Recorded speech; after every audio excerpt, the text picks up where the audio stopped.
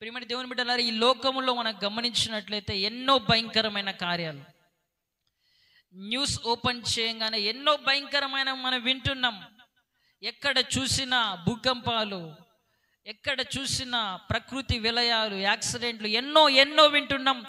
ఈ లోకమంతా చీకటితో కప్పబడుతున్నదంట. ఈ సమయంలో ఈ లోకమంతా కటిక చీకటి అలుముకుంటున్నదంట. కానీ దేవుడు అంటున్నాడు, దేవుని మూలముగా పుట్టి ఉన్న నీకు వెలుగు ఉదయించి ఉంటున్నది. హల్లెలూయా.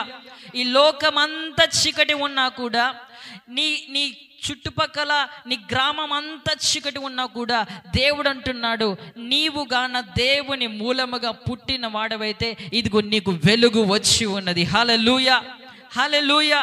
ఈరోజు ప్రియమైన దేవుని బిడ్డలారా, భయంకరమైన శ్రమలు ఉండవచ్చు ఎక్కడైనా కూడా, కానీ నువ్వున్న చోట వెలుగు ఉండాలంతే. నువ్వున్న చోట ఆ ప్రాంతం అంతా వెలుగుతూ ఉండాలి. ఎందుకంటే నీవు దేవుని మూలముగా పుట్టిన వాడివి. హల్లెలూయా.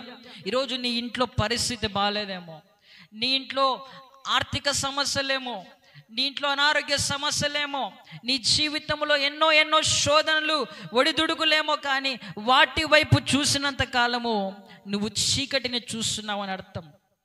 నీకున్న సమస్యలను చూసినంత కాలము నీవు చీకటిని చూస్తున్నావు. కానీ ఆత్మ పరిధిలో నీవు విశ్వాసమును ఉపయోగించినట్లయితే నీకు వెలుగు వచ్చి ఉన్నది. హల్లెలూయా. నీవు ఆత్మ పరిధిలో చూడాలా. నీవు బాహ్య సంబంధంగా చూస్తే చీకటే కనపడుతూ ఉంటుంది నీకు ఎక్కడ చూసినా. నీ అనారోగ్యము కనపడుతూ ఉంటుంది, కానీ ఆత్మ పరిధిలో నీ అనారోగ్యాన్ని జయించి ఆరోగ్యాన్ని దేవుడు నీకు ఇచ్చి ఉన్నాడు. హల్లెలూయా, హల్లెలూయా. ప్రియమైన దేవుని బిడ్డలారా, దేవుడు అంటున్నాడు, నువ్వు చీకటిని చూడొద్దు, వెలుగు నీలో ఉదయించబోతున్నది. వెలుగు నీవు దేవుని మూలంగా నువ్వు పుట్టావంటే నువ్వు వెలుగే. నీ శ్రమలను చూసి కృంగిపోతున్నావేమో, నా జీవితం ఎందుకని అనుకుంటున్నావేమో, నేను చనిపోతే బాగుంటుందని అనుకుంటున్నావేమో. నీ జీవితాన్ని చూసి నీ విలువను నువ్వు తగ్గించుకుంటున్నావు. ప్రియమైన దేవుని బిడ్డ, నీ విలువను నువ్వు మరచిపోయినావు. ఆయన రక్తం ఇచ్చి కొన్నాడు నిన్ను.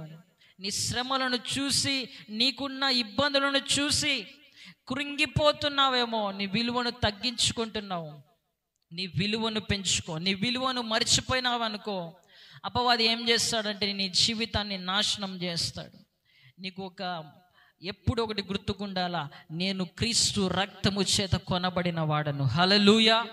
క్రీస్తు రక్తమిచ్చి నన్ను కొన్నాడు. నేను విలువైన వాడను, నేను దేవుని మూలముగా పుట్టిన వాడను. కాబట్టి నేను ఈ సమస్యను జయిస్తాను. హల్లెలూయా. దేవుని మూలముగా పుట్టిన వాడను కాబట్టి దేవుడు ఈ అనారోగ్యము నుంచి నాకు స్వస్థతను ఇస్తాడు. ఈ ఆర్థిక సమస్యల నుంచి నాకు విడుదలను ఇస్తాడు. ఎందుకంటే దేవుని మూలముగా నేను పుట్టి ఉన్నాడని నువ్వు గుర్తించాలా. ప్రియమైన దేవుని బిడ్డ, అది గుర్తించనంత వరకు నీ జీవితంలో దేవుని కార్యాన్ని నువ్వు చూడలేవు.